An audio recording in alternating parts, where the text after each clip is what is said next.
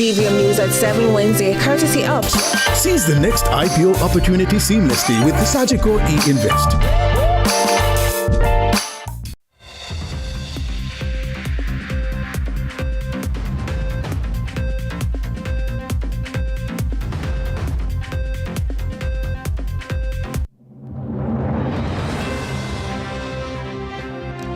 Tonight in CVM News at 7, Jamaicans urged to brace for dry spell. GOJ intensifies mitigation measures.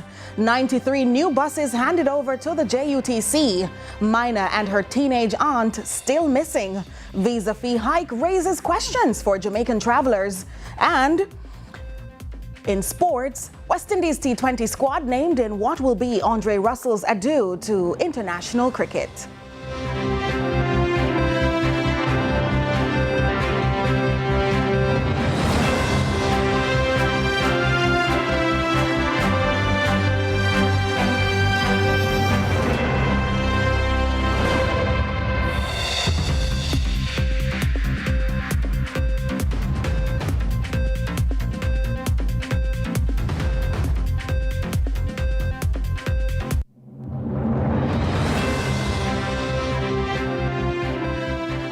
From Kingston, Jamaica, this is CVM News at 7. It's Wednesday, July 16, 2025. I'm Nika Lewis. Thanks so much for joining us.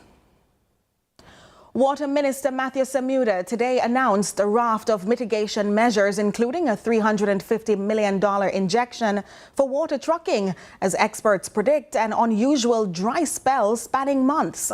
Jamaicans could also soon see water advisories and water-saving measures as the authorities rush to prevent further waste or theft of the commodity.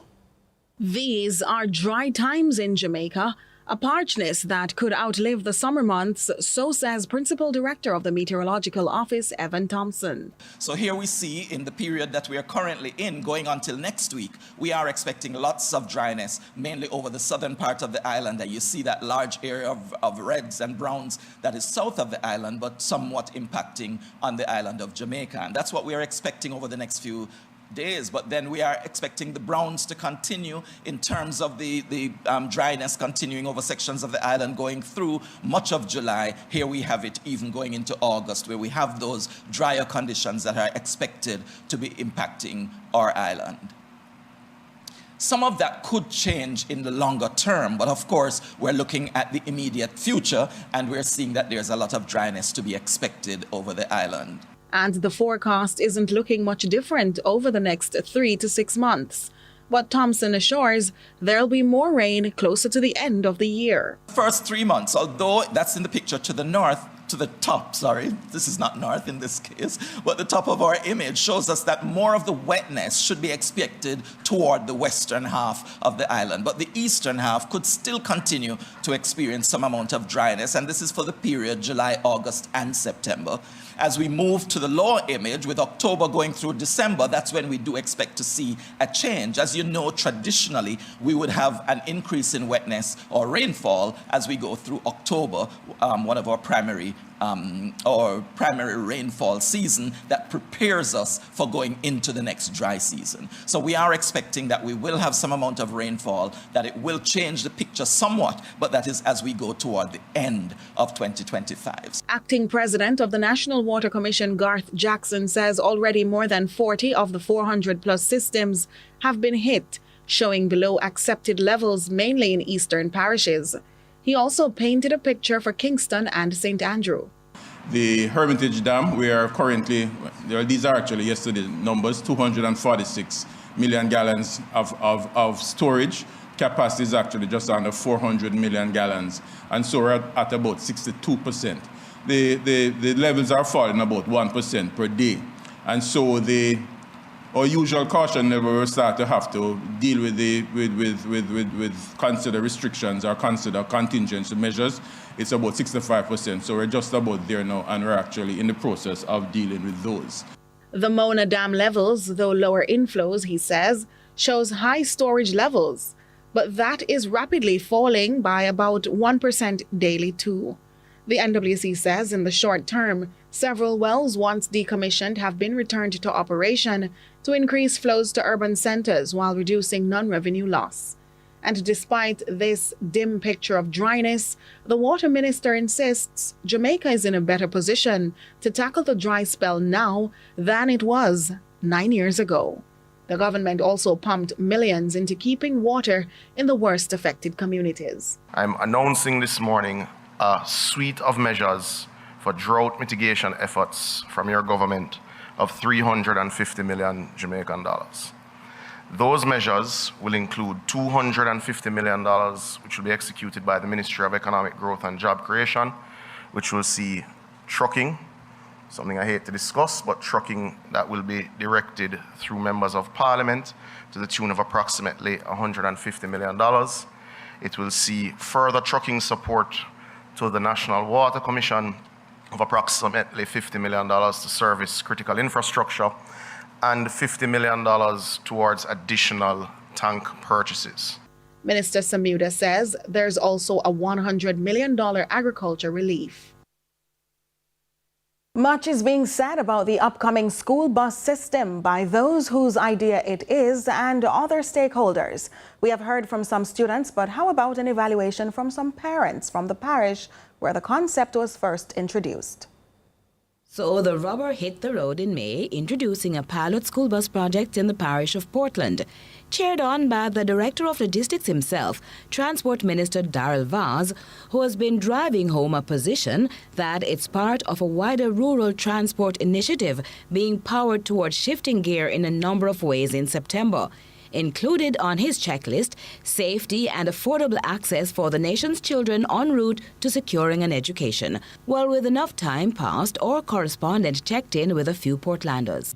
When them buy the bus, when they never tell the people them say we are buy the bus. Why them have an interview I know? Oh. Eh?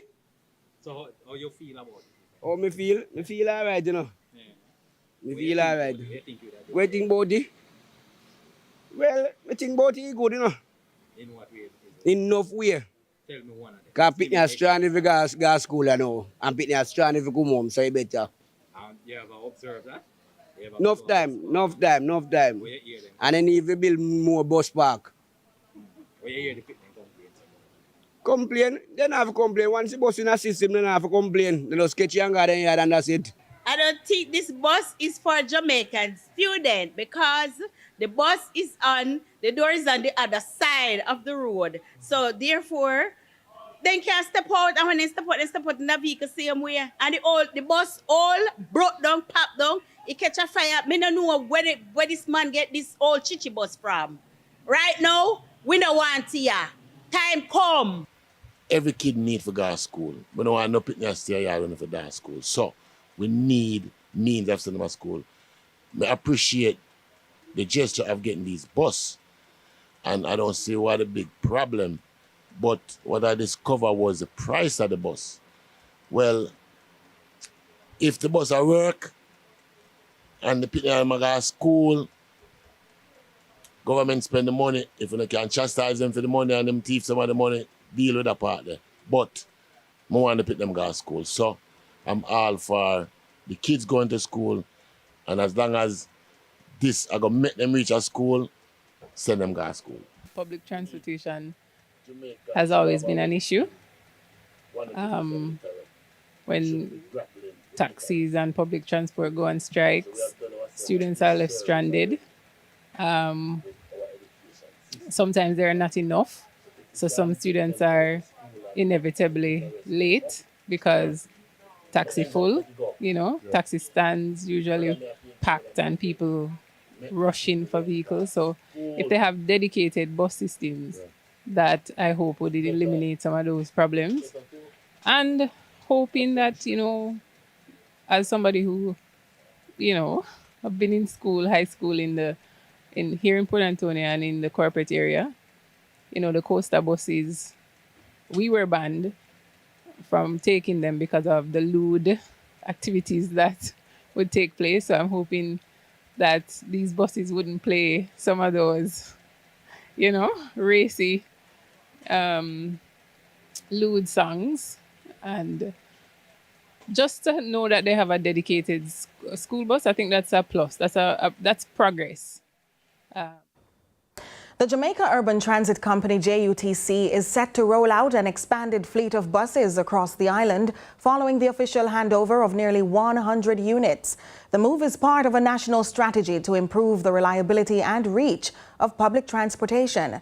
Akeem Oret has the details.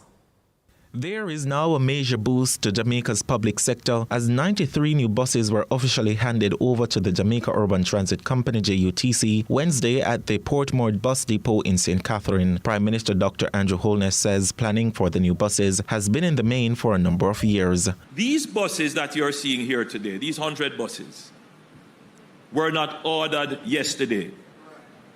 We didn't go to a shop and say, 100 bus.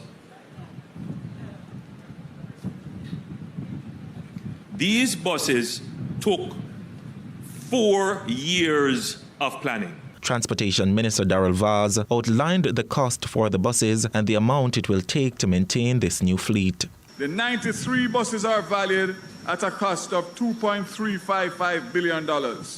Additionally, the current CNG fuel costs are at $413,000 per bus per month, compared to $670,000 per diesel bus per month. This is a savings of $256,000 Jamaican dollars per bus per month. And it's not just in Kingston and Portmore set to benefit. Vaz says by September 2025, all Jamaicans will have access to the state-run transportation system. All 63 constituencies will have a state-operated public transportation system benefiting either students or Jamaican commuters island-wide. As Jamaica works to reduce congestion and improve mobility, the government says these new buses mark just the beginning of a more efficient and accessible future for public transportation. Akeem Oret, CVM News. CVM News at 7 returns after the break.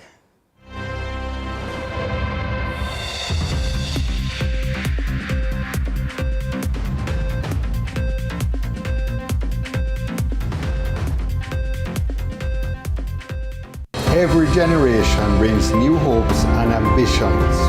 For 55 years, Sagicor has been helping Jamaicans to realize their dreams. As we celebrate our past, we look forward to continuing that legacy of trust, providing support and financial solutions for the next generation to succeed. Sagicor, building trust, one generation at a time. Let's spread the word around to let the world know that we are proud to be one republic. We are the road to republic. Well then, let's propel we nation moving forward in a new direction. True independence, that's the projection. No more dependency, it's the best plan. Yes, we know what's best for us, cause we want we country prosperous. So make we just pull together as the general public while on the road to republic. Let's spread the word around to let the world know that we are proud to be one republic. We are the road to republic. A message from the Ministry of Legal and Constitutional Affairs. We are the road to republic. Get big rewards when you catch the flow rhythm. Switch to flow or activate a 2-day or higher data talk and text prepaid plan. Get instant prizes and loyalty points every time. The more points earned, the bigger the reward. Plus, 10 lucky winners will share the cash prize of over $1.5 million. Get big rewards with Flow's Cash the Rhythm promotion. Switch or activate before it's too late. Check your text message for winning link. Feel the rhythm of summer with Flow.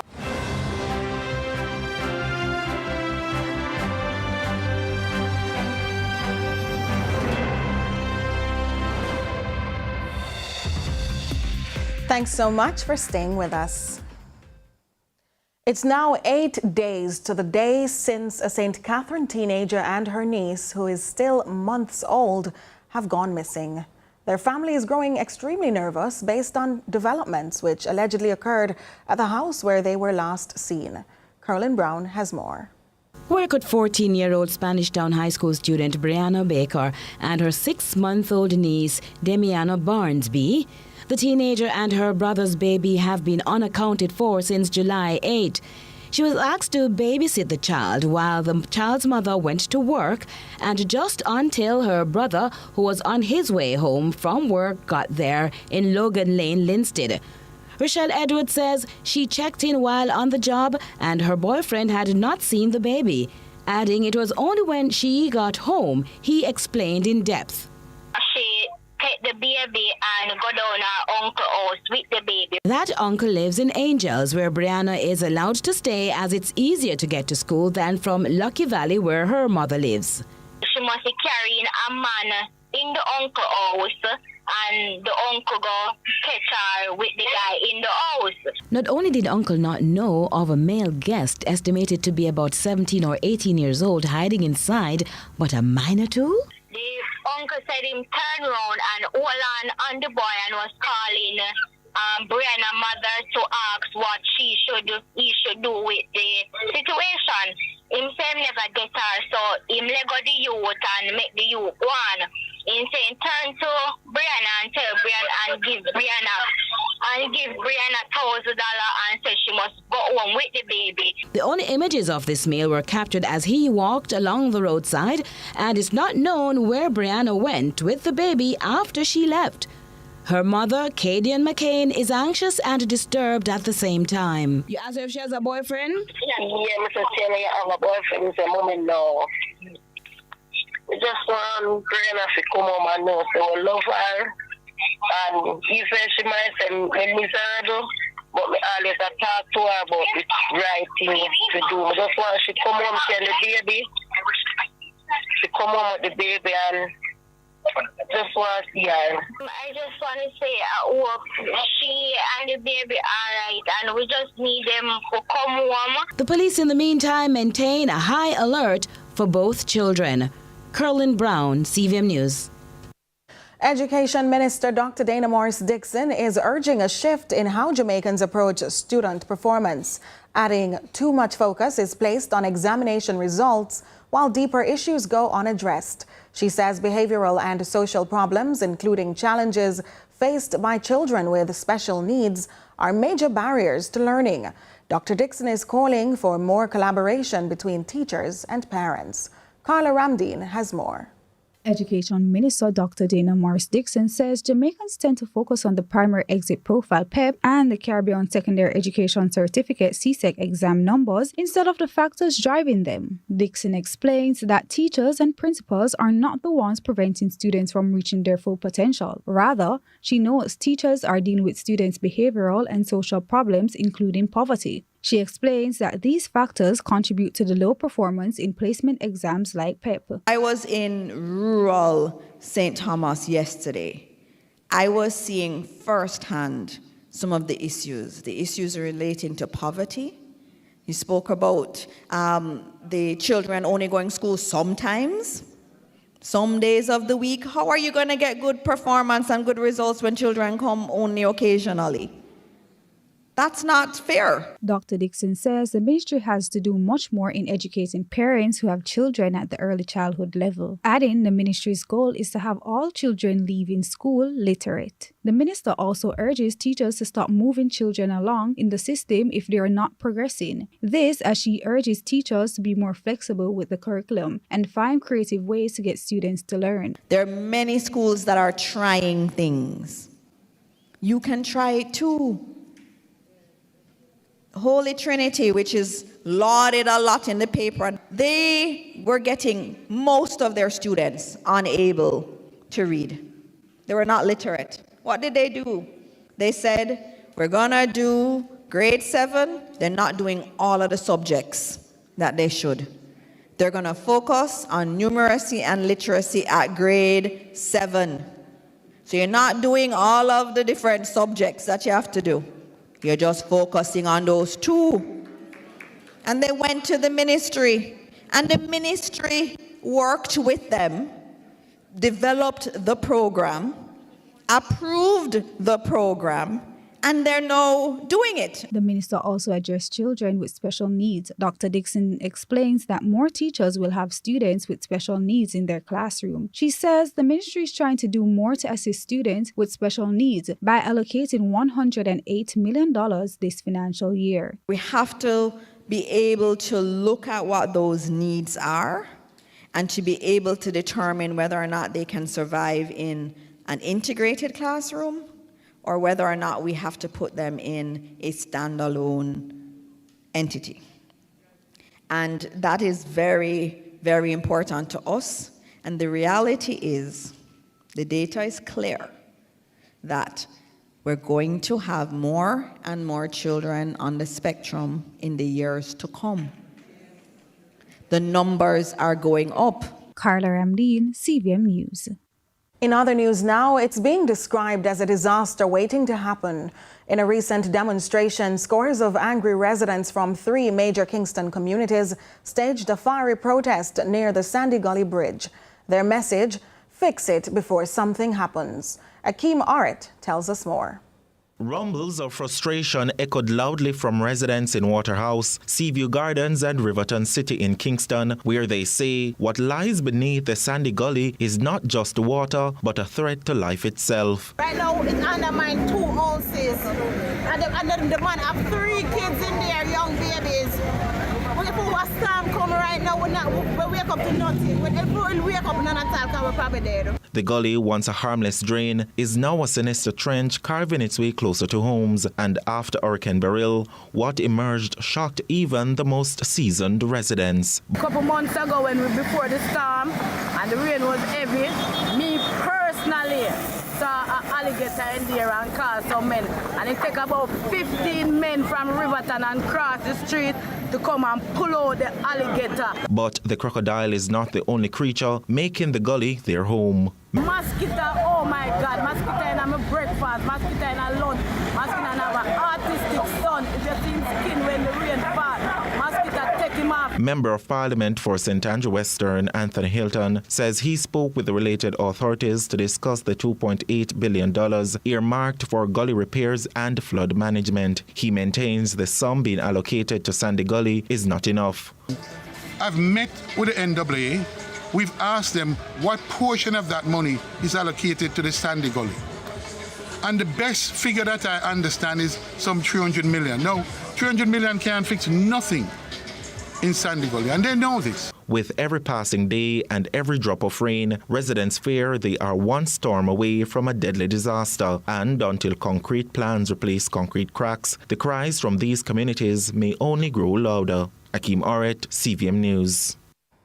We take a break. More when we return.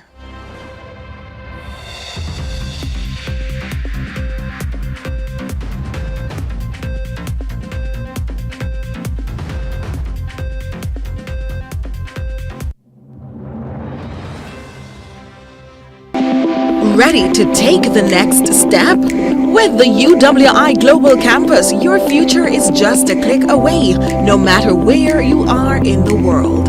Choose from flexible online and blended degrees, plus continuing and professional education programs, all at your own pace.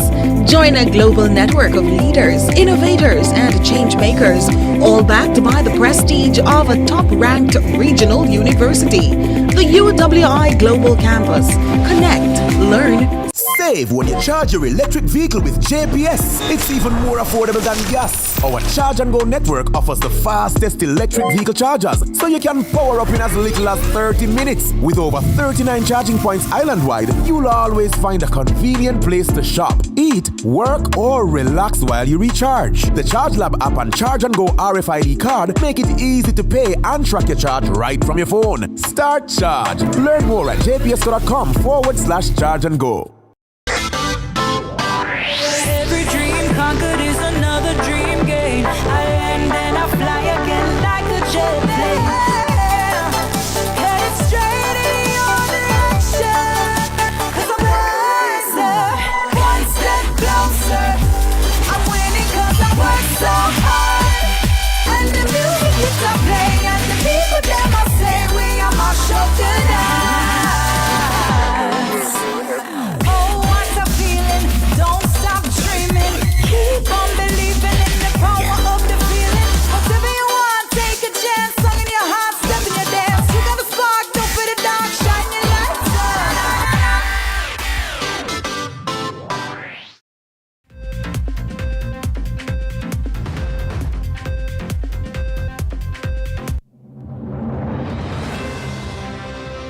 Welcome back. We continue the local news. The cost of applying for a U.S. visa is about to go up, and not by a small amount. A new $250 visa integrity fee will be added to most non-immigrant visas starting next year, bringing the total application cost to over $435. The move has triggered concern among travelers and industry players who say the change could deter some Jamaicans from pursuing opportunities abroad. Raymond Morrison reports. A controversial new fee attached to U.S. visas is stirring concerns among Jamaican travelers. And while it is described as refundable, the details are still unclear and could really impact how and where Jamaicans choose to travel. For many Jamaicans, a U.S. visa represents possibility, whether for a family reunion, business opportunity, or the chance to study abroad. But no, that possibility comes with a higher price. Starting next year, a new visa integrity fee of $250 will be added to most non-immigrant visa categories, bringing the total application cost to over $435. But the question remains, are Jamaicans ready to follow suit? If you take up so much money, brother, if you go do a visa, no, brother, I'm not do it. When I like 130 grand, you can gamble that. Or you can gamble 125,000. You take up 70,000, brother, if you go gamble. A rough, brother, in them time, yeah, that rough. And if I go look at visa, I don't look at visa for myself. I look at visa for me, my son, my wife, whole family. So when you check up all of that money there, if you go gamble. Them not for going so hard with people, because it's hard. It's very hard on poor people. The rich people them can't find it, but all like me, we can't find so much. And then when we go, we get turned down and we not get back no money. So that's not good. That's not good. People will try 100 times just to reach. People will do it the way them will want to reach foreign. They will pay any amount and where it come from. Honestly, I would pay the money. If they're going to take me, I have no problem paying the money. That fee, try and save up for it. If you can't find it one time, come on. You can find it. By working a month and put down some, you can afford it. Them just let it look big and bad. Take it out of proportion. It can pay for. The U.S. government says the fee will be refundable, but only if the applicant complies fully with all visa conditions. There are no waivers, and the fee will be adjusted annually for inflation.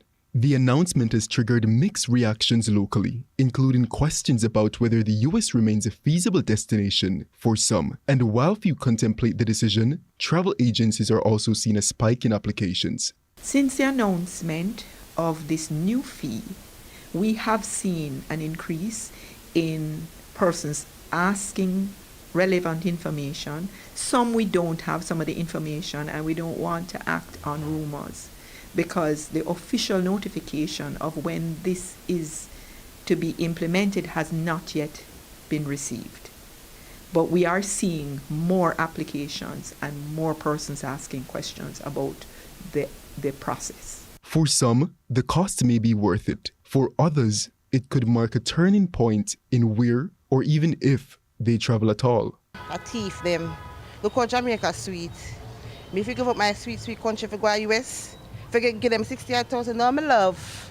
Them can't get my money, I thief that. So if you didn't have the visa, would you I apply? never have a visa, I'm not going to apply. Never apply for American visa and I will never apply. Raymond Morrison, CVM News. There's so much more when we return.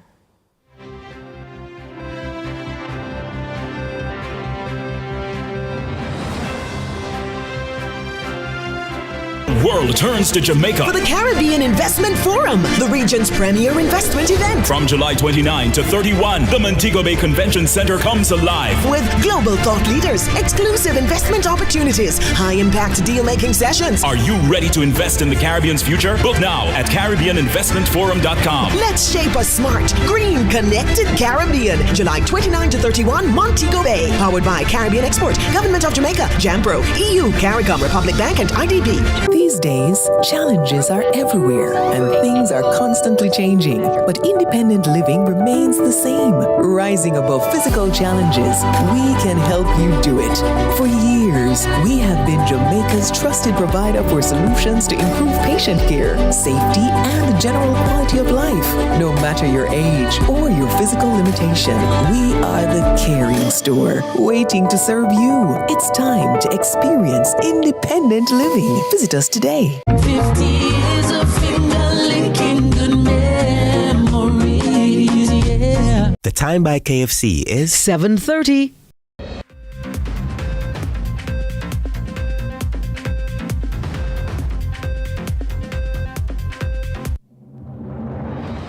So glad you stayed, because it's now time to take a look at our social media spaces.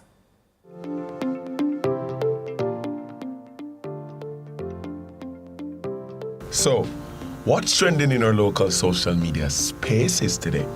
The government is rolling out new JUTC buses, 93 in total, with a fresh focus on improving commuter experience. Prime Minister Andrew Holness recently rode the bus from Portmore to Spanish Town, saying he had meaningful conversations with commuters and operators along the way. Meanwhile, Transport Minister Darrell Vaz says 15 of the new diesel buses will be dedicated to the JUTC Rural Express service, offering premium travel from Halfway Tree to destinations like Montego Bay, Negril, Port Antonio, and Mandeville, with just 1 or 2 stops per trip for an introductory fare of $2,000. But Vaz also pointed out that no opposition MPs, councillors, or mayors from key transport areas attended the handing over ceremony, suggesting a silent boycott. Here are some of your reactions. At Brommy5 says, bad mind is in the DNA of the PMP. They soon say they'll buy planes to take children to school for votes. At Aaron Douglas posts, me love the approach. Since election time, only can go around and buy out small business stocks and make everybody happy. At Can_Flake shares, $2,000 to Gummo Bay or Portland from Halfway Tree? Bro, who really are going to vote against this? At Money_Lisa says, not JUTC competing with nuts for the express. I love it. At Jerokin posts, I don't care. None of them are take the bus them. And that's what's trending online today. Continue to share your thoughts with us on X at CVM TV and CVM_television on Instagram and Facebook. I'm Michael Paul. In international news now, a new ceasefire has been announced between Syrian government forces and Druze fighters in the southern region as Suwaida. The development comes hours after Israel bombed the heart of Syria's capital and threatened more attacks. We have more from Al Jazeera. In the past few seconds, Israeli airstrikes have destroyed Syria's Ministry of Defense. They came in one after another. Israel targeted Syria's defense ministry in the heart of the Syrian capital. Damascus shook. There were also strikes close to the presidential palace. Israel has drawn a line in what began as a local conflict. It says strikes like these on Syrian government forces will only escalate if they don't withdraw from the south of the country. It's not the first time Israel has sent such a direct message to Syria's new authorities following violence in southern Syria. In May, Israel carried out an airstrike close to the presidential palace in Damascus. Then, like now, the Israeli leadership was warning that it would enforce a demilitarized zone in southwestern Syria along its border. For the first time since the fall of the Assad regime, forces belonging to President Ahmad Shara's government have entered the southern city of Suwaida. This region is home to the minority Druze community. The state initially intervened to end an armed clash between the Druze and Sunni Bedouin tribes, but faced resistance from some Druze factions. After days of fighting, the government managed to push them out of the city, at least for now. And unlike previous negotiated settlements to end violence, this time the state will maintain a presence there. I don't think that pulling out from Suwaida city, pulling out from Al-Mazra'ah, from the western part of Al-Suwaida is not an option right now, because it will backfire on them. It's something will, let's say, put them in a weak spot. And they cannot. There is no luxury to go back to a weak spot. There is no luxury to go back to the initial term of the negotiation. A similar deal that would involve government troops withdrawing would mean a failure in efforts by the new authorities to unite a fractured nation and extend its authority across Syria.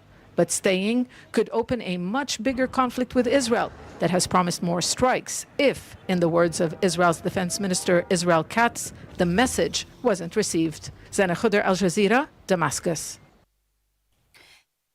We're now joined by Orville, who will give us the updates as to what to expect in sports. Hi, Orville. Hi, Nika. How are you? I'm great. Well, following the West Indies' disastrous performance in the Test series, the Caribbean fans are hoping that we'll do a little better in the T20s to start on Sunday. Well, the West Indies today named that T20 squad. We'll tell you all about it. All right. So lots of cricket coming up in sports, but stay with us. We have more after the break.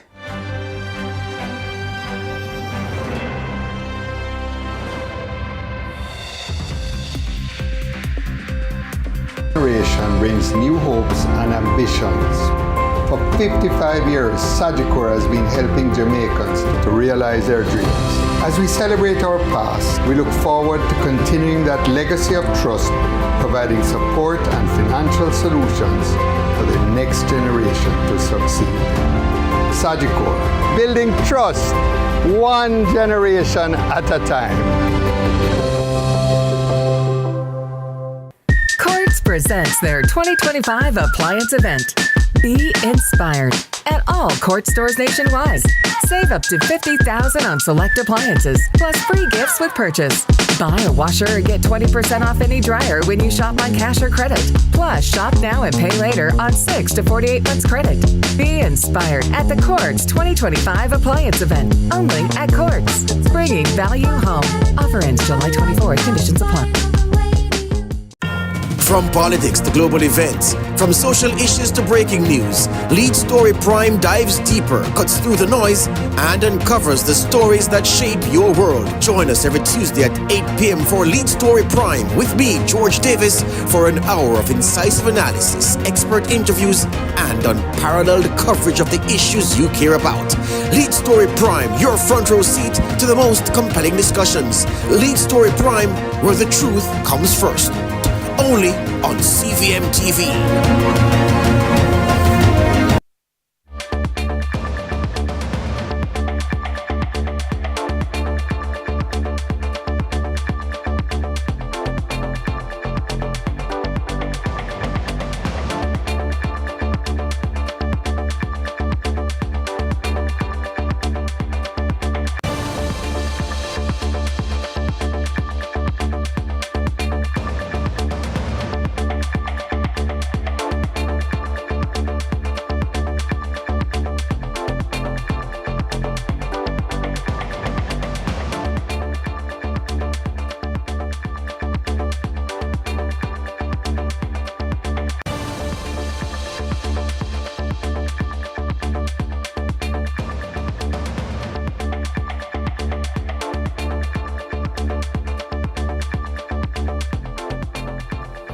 Good evening, welcome to sports. My name is Orville Higgins and cricket is where we start this evening. Now, Cricket West Indies on Wednesday announced the 16-member squad for their upcoming 5-match T20 International Series against Australia, July 20 to 28 at Sabina Park in Jamaica and Warner Park in St. Kitts. Shea Hope will lead the team, which is completed by Joel Andrew, Jediah Blades, Ruston Chase, Matthew Ford, Shimron Hentmar, Jason Holder, Akil Hussain, Alzari Joseph, Brandon King, Evan Lewis, Gudakesh Moti, Ravman Powell, Andre Russell, Sherfane Rutherford, and Romarius Shepherd. Now, the 25th staging of the Jamaica Basketball Association Star Search and Life Skills Camp for years is known as a